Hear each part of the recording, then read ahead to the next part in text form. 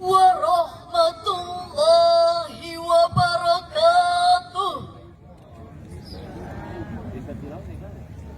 Alhamdulillah, alhamdulillahi wa kafa. Assalatu wassalamu ala rasulihil mustafa wa ala alihi wa ashabihi ahli sidqi wal wafa. Qala Rasulullah sallallahu alaihi wasallam, innama bu'istu liutammima makarimal akhlaq. Amma ba'du. Dewan Hakim yang arif dan bijaksana, hadirin sebangsa dan setanah air yang kami banggakan. Pendidikan karakter telah menjadi polemik di berbagai negara. Pandangan pro dan kontra mewarnai wacana pendidikan karakter. Hal ini dikarenakan pendidikan karakter merupakan bagian esensial yang menjadi tugas dan tanggung jawab dalam pendidikan. Sebagaimana ditegaskan oleh Dr. Arif Rahman Hakim, bahwa keberhasilan peserta didik jangan hanya bertitik tolak pada prestasi akademik, akan tetapi akhlak dan budi pekertilah hal yang harus diperhatikan, sehingga jiwanya tak kosong dan resah. Namun hadirin, akhir-akhir ini pendidikan karakter mengalami kemunduran. Pembegalan terjadi di mana-mana, narkotika merajalela, banyaknya pejabat-pejabat kita yang berani melipat uang rakyat, aparat yang tidak amanat, tidak beradab, dan lain sebagainya. Mike. Betul hadirin? Mike. Lantas, bagaimanakah kepribadian bangsa kita ini yang telah kehilangan karakter dan mengalami dekadensi moral? Oleh karena itu, pada kesempatan kali ini kami akan menyampaikan syarah Al-Quran yang berjudul Penguatan Pendidikan Karakter Berbasis Al-Quran Menuju Jati Diri Bangsa, dengan berlandaskan Al-Quran Surah Luqman ayat 13. A'udzubillahi minasyaitonir rajim.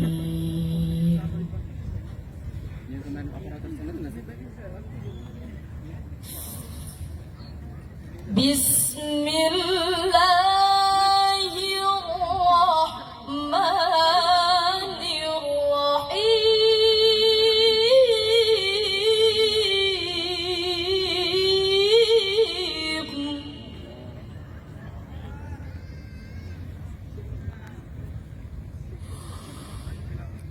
Wa idh qala Luqman libnihi wa huwa ya'iduhu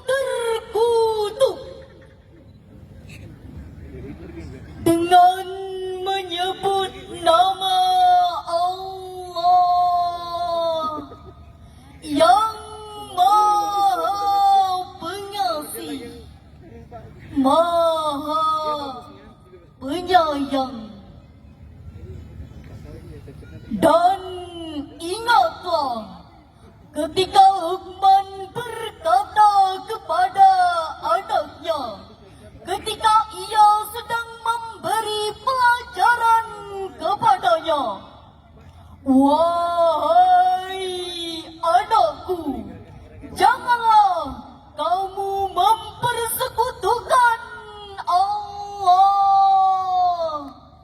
Sesungguhnya mempersekutukan Allah adalah benar-benar kezaliman yang besar." Hadirin insan muda yang berbahagia, ayat tersebut di atas Allah mengabarkan tentang wasiat Luqman kepada anaknya. Menurut Al-Qurtubi dalam Al-Jami Al-Ahkam halaman 62 juz 14, wasiat ini merupakan hikmah yang Allah anugerahkan kepadanya agar anaknya tersebut hanya menyembah Allah semata dan tidak menyekutukan dengan sesuatu apapun.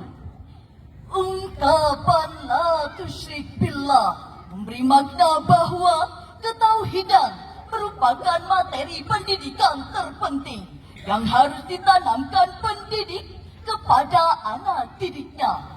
Karena hal tersebut merupakan sumber petunjuk ilahi yang akan melahirkan rasa aman dan juga menimbulkan kehati-hatian anak untuk melakukan kewajiban dan menjauhi larangan Allah.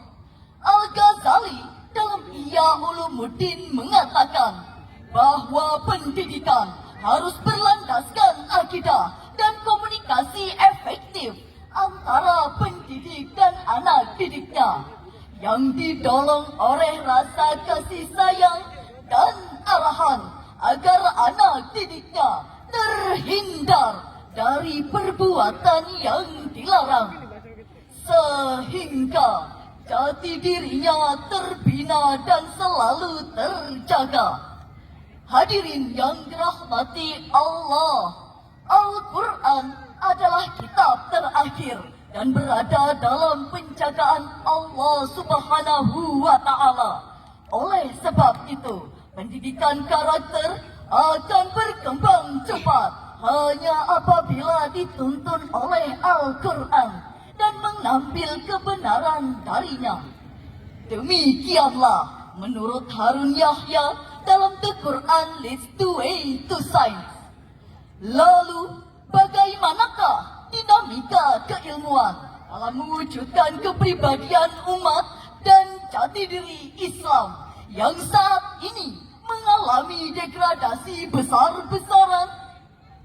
Data Badan Penelitian Internasional menyebutkan Israel yang notabene Yahudi dalam 1 juta penduduk memiliki 1.600 pakar pengetahuan. Amerika yang notabene Nasrani dalam 1 juta penduduk memiliki 160 pakar pengetahuan. Sedangkan Indonesia yang notabene mayoritas Muslim terbesar di dunia dalam 1 juta penduduk hanya memiliki 65 pakar yang muslimnya hanya 6 orang. Dalam bidang pendidikan karakter dan teknologi, ternyata kita masih jauh tertinggal oleh bangsa-bangsa lain. Kita jauh tertinggal dengan Amerika yang protestanis. Kita jauh tertinggal oleh Korea yang konfusianis Taois. Bahkan kita jauh tertinggal oleh Jepang yang Buddhis Taois. Padahal dalam Islam kita diperintahkan menjadi umat yang kuat, tidak lemah. Sebagaimana firman Allah dalam Al-Quran surah An-Nisa ayat 9. وَلْيَخْشَ الَّذِينَ لَوْ تَرَكُوا مِنْ خَلْفِهِمْ ذُرِّيَّةً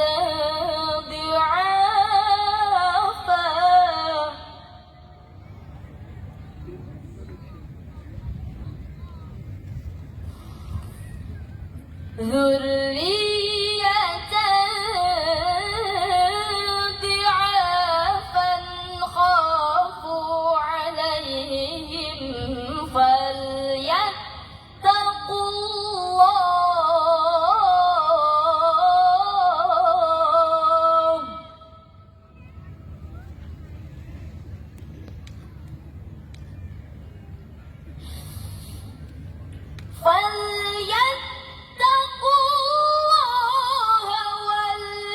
وليقولوا قولا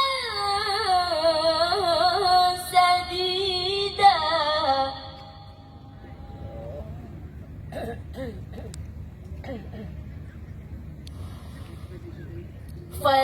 فليتقوا الله وليقولوا قولا سديدا صدق الله العظيم.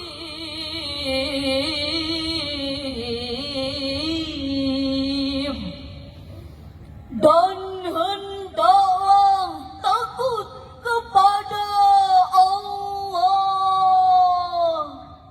Orang-orang yang seandainya meninggalkan di belakang mereka anak-anak yang lemah, yang mereka khawatir terhadap kesejahteraan mereka. Oleh karena itu, hendaklah mereka bertakwa kepada Allah dan hendaklah mereka mengucapkan perkataan yang benar. Maha benar Allah dengan segala firman-Nya. Hadirin insan muda yang berbahagia, ayat tersebut diawali dengan kalimat wal yakhsha adalah siqatul amr. Sedangkan kaidah mengatakan pada asalnya suatu perintah menunjukkan kewajiban. Dengan demikian, wajib bagi kita merasa takut jika meninggalkan generasi-generasi dalam keadaan yang lemah. Berkaitan dengan masalah tersebut, Imam Ibnu Katsir juga menjelaskan bahwa secara tekstual ayat ini memiliki signifikansi dengan nasihat baginda Rasulullah sallallahu alaihi wasallam kepada Sa'ad bin Abi Waqqas agar merasa takut jika meninggalkan ahli warisnya dalam keadaan yang lemah. Dr. Ismail Sabri Abdullah, seorang pengamat dunia, mengatakan umat Islam saat ini, termasuk di Indonesia, adalah umat yang lemah, jauh dari bangsa-bangsa lain, jauh dari Amerika, Korea, Jepang, dan Cina. Mengapa demikian? Karena mereka memiliki sumber daya manusia dan etos kerja yang tinggi. Oleh karena itu, ayat ini sebagai instruksi Allah kepada kita, saya, saudara, dan kita semua, insan-insan beriman, agar meninggalkan generasi-generasi yang memiliki etos kerja yang berkualitas, berkarakter, kuat, dan amanat, bukan generasi yang lemah akidah, lemah harta, lemah ilmu, sehingga lahirlah kebodohan, keterbelakangan, buta huruf, tidak faham agama, dan lebih tragis lagi, hadirin, tidak punya jati diri dan akhlak yang mulia. Untuk itu, anak bangsa mau tidak mau harus diarahkan sejak dini untuk mengembangkan jati dirinya dengan pendidikan akhlak. Sejalan dengan hadis Nabi akmalul mu'minina imanan ahsanuhum khuluqa. Kaum mukminin yang terbaik adalah yang paling baik akhlaknya. Hadis riwayat Abu Daud. Syauqi dalam syairnya mengatakan, innamal umamul akhlaq ma baqiyat fa inhum zahabat akhlaquhum zahabu. Sesungguhnya bangsa-bangsa akan jaya, bangsa-bangsa akan berdiri, bangsa-bangsa akan maju jika ditopang dengan akhlak. Tapi suatu bangsa akan hancur tersungkur, rusak binasa jika tidak berakhlak mulia. Langkah yang terbaik untuk memperbaiki keadaan tersebut adalah dengan adanya pendidikan karakter yang diterapkan sedini mungkin di lembaga pendidikan baik formal maupun non-formal. Insinyur Soekarno, Presiden pertama, mengemukakan pentingnya membangun jati diri bangsa, dan jati diri bangsa dibangun melalui pembangunan karakter bangsa atau apa yang disebut Bung Karno sebagai National and Character Building. Indonesia sebagai bangsa yang besar tidak lahir dalam bentuk langsung jadi, tetapi melalui proses sejarah yang cukup panjang. Para pendiri bangsa Indonesia menetapkan 4 pilar fondasi sebagai jati diri bangsa, yakni Pancasila, Bhinneka Tunggal Ika, Undang-Undang Dasar 1945, dan NKRI.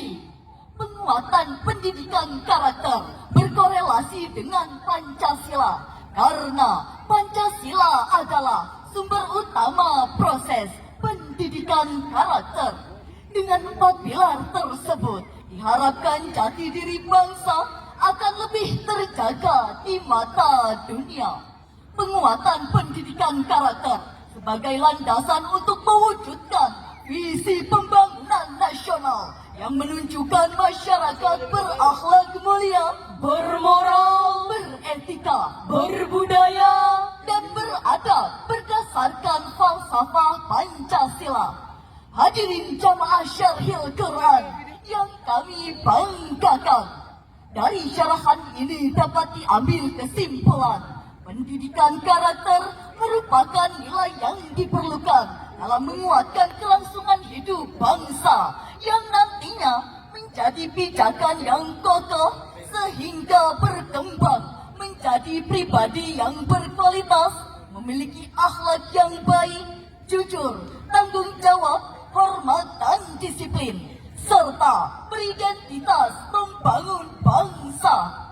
Oleh karena itu, apabila kita menghendaki negara yang berdaulat dan dihargai negara lain, eksistensi dan kukuhnya jati diri bangsa perlu dijaga dan dipertahankan.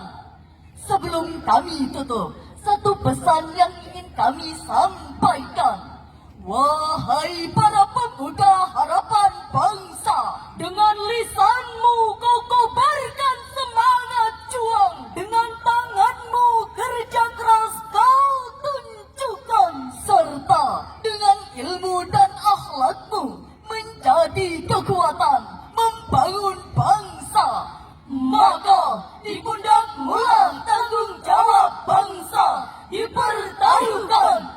Wassalamualaikum warahmatullahi wabarakatuh.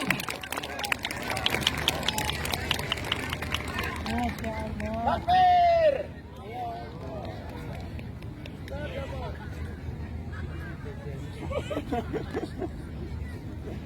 Iya, Bapak Ibu yang kami hormati, sekali lagi kita berikan aplaus yang meriah untuk finalis kita yang kedua.